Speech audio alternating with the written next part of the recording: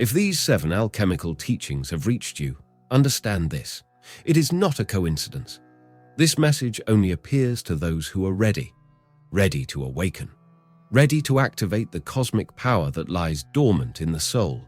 Long before religions, before doctrines, even before there was a name for the soul, there was Hermes, called Thoth by the Egyptians and Hermes Trismegistus by the Greeks.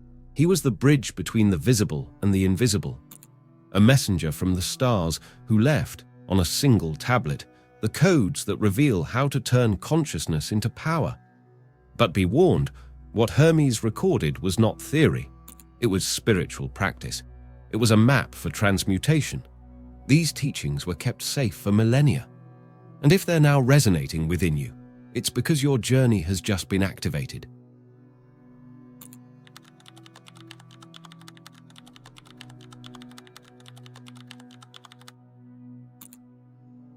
Not everyone can hear the calling. The Emerald Tablet speaks in silence. Its words don't shout, they whisper. They reveal themselves only to those who have learned to listen with something beyond the ears. If you've made it this far, if you are hearing this message, it's because something within you has already begun to awaken. This tablet is not a physical object lost in time. It is a field of wisdom, a frequency that connects directly to the memory of the soul.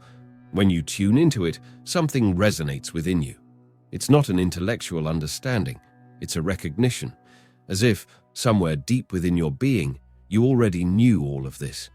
You had just forgotten. Forgetting is part of the game of incarnation. When you're born, you pass through the veil. You forget who you are, where you came from, and why you are here. But the soul never loses the memory. It simply waits for the right moment to remember. And when that moment arrives, nothing is ever the same again. You begin to question. You begin to feel there is something beyond the routine, beyond obligations, beyond appearances. And that restlessness is not a problem. It's the first sign that the memory is returning. The Emerald Tablet appears to those who are ready to see beyond the obvious, ready to let go of inherited truths, ready to hear what only silence can reveal. It is like a sacred mirror. It doesn't reflect your appearance, but your potential, what you already are in essence, but haven't yet activated. And if it has come to you today, it's because this mirror has chosen to reveal itself. This isn't about luck, nor about chance. If you feel something stirring inside you now, like a gentle warmth in your chest or a quiet shiver running through your body, pay attention, because that's how it starts. A vibration, a memory, a presence that has always been there, but is now beginning to emerge. These 7 teachings are not here to teach you something new. They are here to remind you of what your soul already knows. You're not learning, you're reconnecting with something that is yours, with something that has always been. Teaching 1. The body is cosmic technology. What you call the body is, in fact, an incredibly advanced instrument borrowed from creation. A living technology made of atoms and stars, designed to allow consciousness to move, express itself, and experience the material world. But that's not all. The body is not you. It is the clothing your soul wears temporarily. And like all clothing, one day it will be left behind. This was one of the first truths revealed in the Hermetic schools. The ancient alchemists saw the body as a sacred vessel, but they never confused the vessel with its contents. Within this vessel exists the true fire, the divine spark that is neither born nor dies, the soul. For centuries, spiritual masters have warned that humanity's greatest mistake would be identifying with form, with appearance, with the body, the profession, the titles, the labels. Because all of that is temporary, and everything that is temporary belongs to the world of illusion. Alchemy begins precisely there, in the moment you look at yourself and ask, who am I, beyond the image I see in the mirror?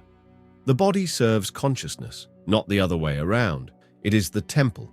But the temple only has meaning if there is presence within it. Without the soul, the body is just inert matter. And even with the soul present, if that soul is unaware of itself, the body becomes a prison. a cell with windows that seems free but limits the perception of what truly exists beyond the senses. The alchemists understood this in a practical way. That's why they spoke of the hidden fire. This fire is the vital energy, the cosmic force that animates every cell, every atom, every breath. When this force is active and conscious, the body becomes a channel.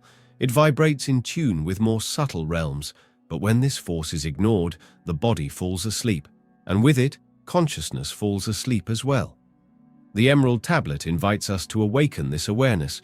It does not speak to the body, it speaks to the consciousness behind the eyes, to the invisible being that watches everything in silence. And if you've started to feel that there is something beyond the skin, beyond thoughts, beyond automatic reactions, then the fire has already begun to shine. Teaching 2. The structure of time is cyclical and alchemical.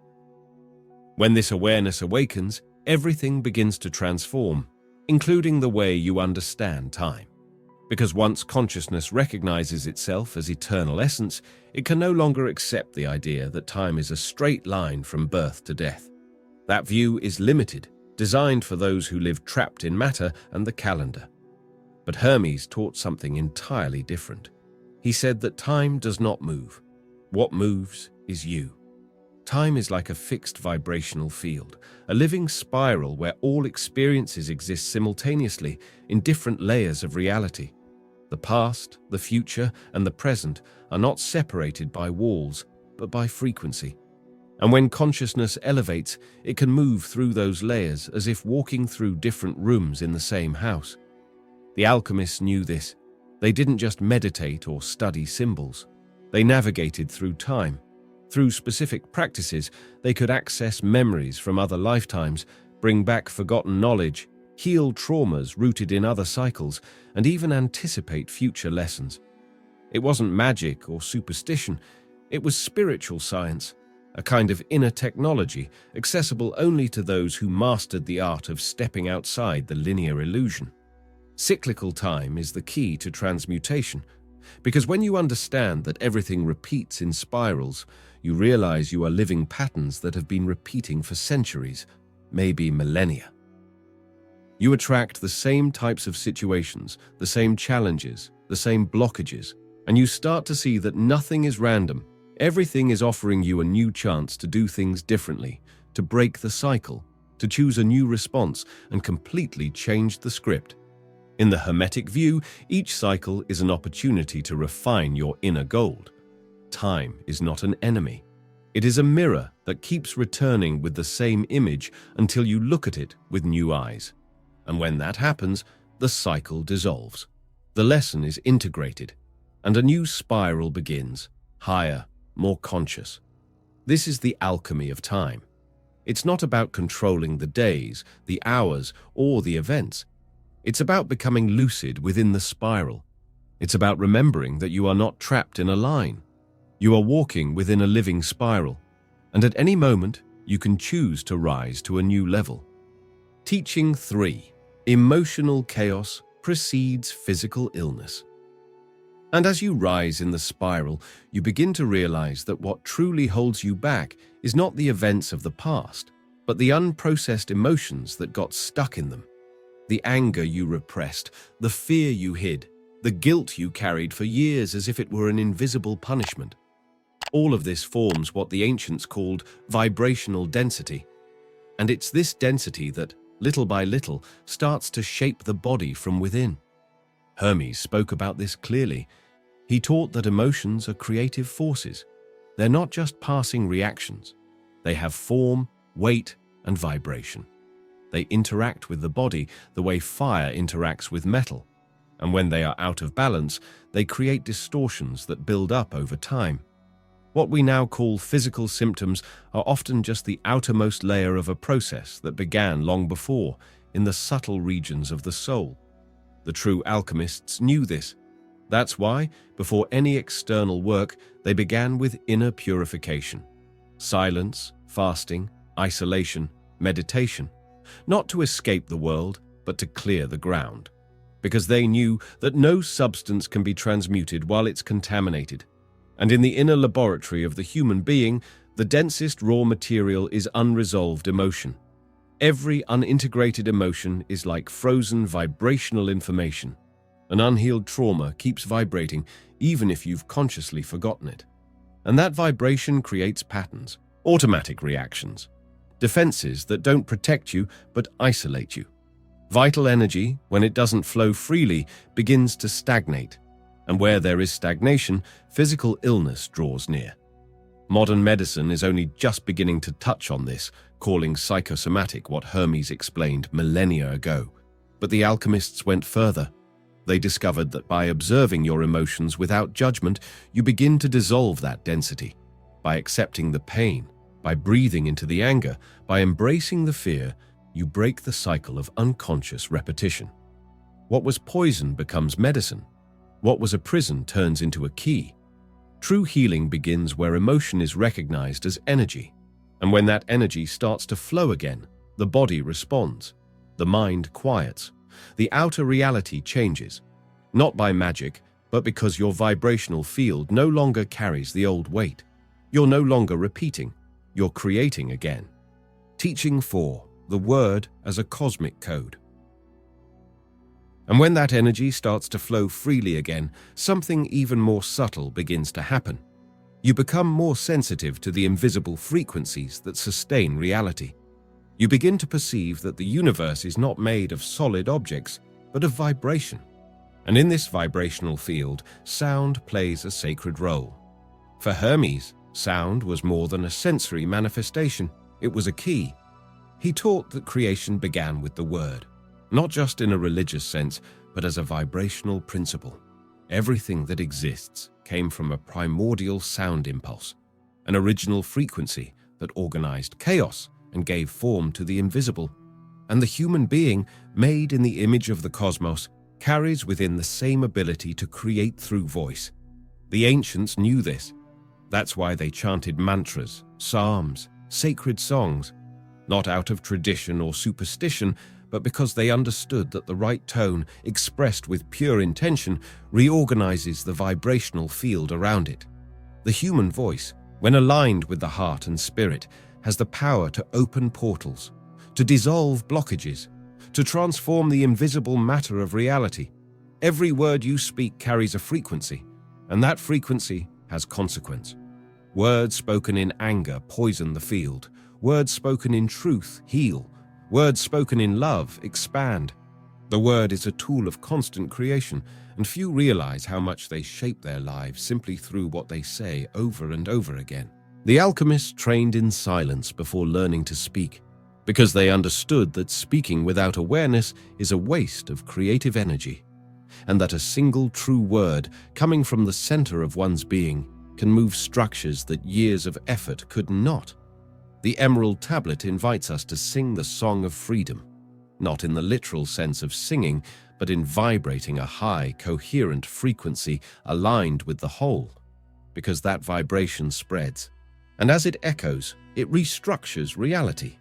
It's not necessary to understand how. Just emit it with purity. The sound knows the way. Teaching 5. The curvature of space frees consciousness. And by understanding that sound structures reality, you begin to realize that space itself responds to consciousness. That matter is not as solid as it seems, that everything we see moves, vibrates, pulses. Hermes spoke of this long before modern science. He said that moving through angles creates limitation, but moving through curves generates freedom. To him, space was not a static void. It was a living organism, shaped by the consciousness that flows through it. When you insist on following straight, linear, forced paths, you are acting from the conditioned mind, a mind that seeks control, predictability, logic. But the spirit, it does not move like that. The spirit dances in spirals, flows in curves, expresses itself in living patterns that honor the rhythm of the invisible. The ancient alchemists understood this deeply. That's why they built temples with domes and arches. They drew circular mandalas. They used curved mirrors to study reflections that couldn't be seen directly, because they knew that the curve reveals what the line hides. The curve represents the path of intuitive wisdom, the journey of the soul that trusts the flow rather than fixed rules. To move through curves is to free yourself from the prison of binary thinking. It is to let go of the rigidity of yes or no, right or wrong, beginning and end. The curve teaches that everything has rhythm, that every expansion is followed by retreat, that every true path includes loops, detours, silence, and waiting. It is in this spiraling movement that consciousness expands without rupture, without effort. Have you noticed how nature's cycles express themselves in curves? The movement of planets, the growth of plants, the swirl of water, the shape of a galaxy. Nothing in the universe moves in a straight line, because the straight line is artificial. It is an invention of the separated mind. Real life happens in curves. When you begin to walk in harmony with this principle, everything changes. Anxiety fades, inner rigidity softens. The path is no longer a race, it becomes a living journey.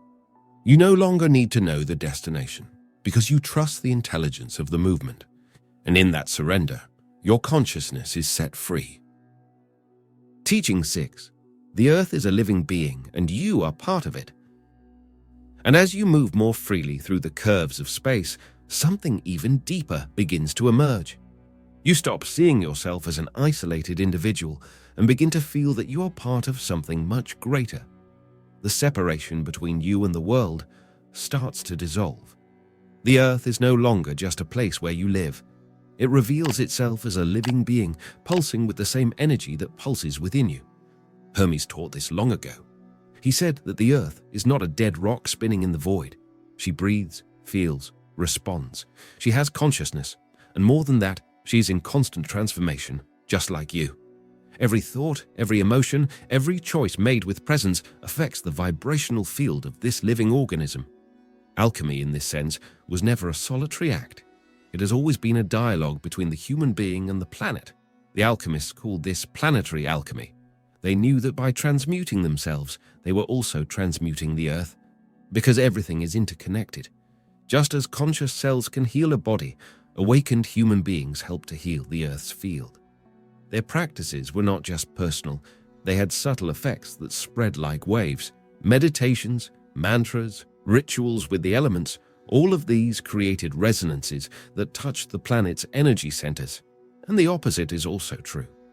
The Earth's pain echoes within the human being. When the rivers are sick, we feel it in the body. When the forests are destroyed, something breaks in the spirit. And even if many don't consciously realize it, that disconnection creates anguish, emptiness, disorientation, because we were made to live in communion with her. We are parts of the same organism. This connection doesn't require belief. It requires presence, walking barefoot, touching a tree with intention, giving thanks for the water that purifies you, becoming silent to hear the rhythms that rise from the ground. The Earth speaks, but she speaks in frequency, and those who have learned to listen with the body understand. Every act of reconnection lights something that had been asleep, and as you realign with the planet, she also realigns with you. Teaching 7. The flower of life. Pattern connects everything. And when that deep listening settles in, perception expands even more. You begin to see that behind every living form, behind each leaf, each cell, each atom, there is an invisible design sustaining creation. Hermes called this design the flower of life, a geometric pattern as ancient as the universe itself, repeated infinitely at every scale of existence. Flower of life is not just a beautiful symbol engraved on temples or ancient structures. It is a living energetic structure, a primordial code. Each circle overlaps perfectly with the next, forming a field of harmony and interconnection. And it is from this pattern that matter takes shape. The ancients knew that where there is sacred geometry, there is vibrational order, and where there is order, life flourishes. The alchemists studied this pattern not with the eyes of mathematicians, but with the vision of spirit. They meditated on it as one who contemplates a mirror of the invisible. They knew the flower of life revealed how spirit manifests in matter, how the invisible becomes visible, how sound turns into form, and by aligning their consciousness with this design, something within them would also reorganize. This is how they reprogrammed reality. Not by changing the outer world through force, but by adjusting the inner vibration until it resonated with the pattern of creation. The flower of life was the compass. Whenever they felt lost, they returned to it. They looked, they breathed, they felt, and chaos would begin to give way to harmony. This pattern is not outside of you. It exists within, in the organization of your cells, in the geometry of your energy field, in the rhythm of your heartbeat. When you quiet down and observe closely, you begin to notice that all of life follows an intelligence. Nothing is random. Nothing is separate. Everything fits together with delicate precision, as if the universe is dancing to a song only the soul can hear. And when that silent song starts to be felt, something in you can no longer return to how it was before. What has been seen cannot be unseen. What has been remembered can no longer be forgotten. The consciousness that has crossed the veils does not return the same. It returns awakened. And this is where the true journey begins. You're no longer hearing this as a curious observer, because someone who's just searching would have stopped halfway. But you kept going. You crossed 7 layers of knowledge left by a consciousness that spoke beyond time. And now that you've heard, now that you've touched this frequency, something in you needs to respond. Not with more information, but with presence, with practice, with vibrational action. Because the calling is not just to understand, it is to apply. Alchemy is not a concept, it is a path, and you are now part of it. Maybe you've felt this before. That sense that the visible world doesn't explain everything, that there is something more waiting to be accessed. The Emerald Tablet didn't come to bring something new. It came to confirm what your soul already knew, and now that the fire has been reignited, it needs to be fed. You are the new alchemist. Not because you master formulas or symbols, but because you chose to look within, to transmute fear into clarity, density into light, mind into silence. You were called because something inside you carries the spark, and that spark, once activated, transforms not just your reality, but everything around you. The tablet is still alive, not in a museum, not in stone, but in every conscious breath, in every word spoken with truth, in every gesture of reconnection with the whole. It pulses within you. And every time you remember that, a new cycle begins. And before you go, there's something important waiting for you. In the first pinned comment, there's an essential book for those who want to go deeper into what was shared here. It's the Kabbalion, a classic work that helps you better understand the hidden principles of the Emerald Tablet. And if this content touched you in any way and you'd like to support the channel, there's also a direct link for contributions. Your presence here is already a force, but if you'd like to support, it will be very welcome. See you in the next video. Click on the screen. I'll be waiting for you there.